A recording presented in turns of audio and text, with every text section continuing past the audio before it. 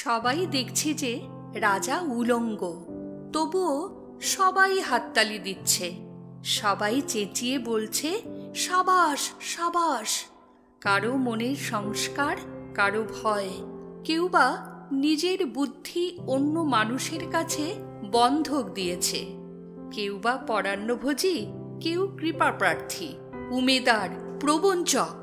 কেউ ভাবছে রাজবস্ত্র সত্যি অতীব সূক্ষ্ম, চোখে পড়ছে না যদিও তবু আছে, অন্তত থাকাটা কিছু অসম্ভব নয়।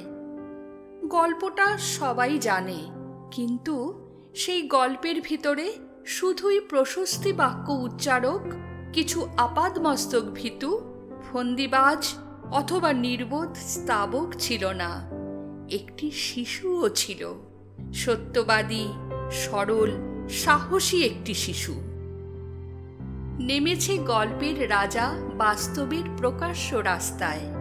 আবার হাততালি উঠছে মুহুর্মুহু, জমে উঠছে স্তাবক বৃন্দের ভিড়। কিন্তু সেই শিশুটিকে আমি ভিড়ের ভিতরে আজ কোথাও দেখছি না। শিশুটি কোথায় গেল? কেউ কি কোথাও তাকে কোনো পাহাড়ের গোপন গুহায় লুকিয়ে রেখেছে? নাকি সে পাথর, ঘাস, মাটি নিয়ে খেলতে খেলতে ঘুমিয়ে পড়েছে কোনো দূর নির্জন নদীর ধারে, কিংবা কোনো প্রান্তরের গাছের ছায়ায়? যাও, তাকে যেমন করেই হোক খুঁজে আনো। সে এসে একবার এই উলঙ্গ রাজার সামনে নির্ভয়ে দাঁড়াক। সে এসে একবার এই হাততালির ঊর্ধ্বে গলা তুলে জিজ্ঞাসা করুক, রাজা, তোর কাপড় কোথায়?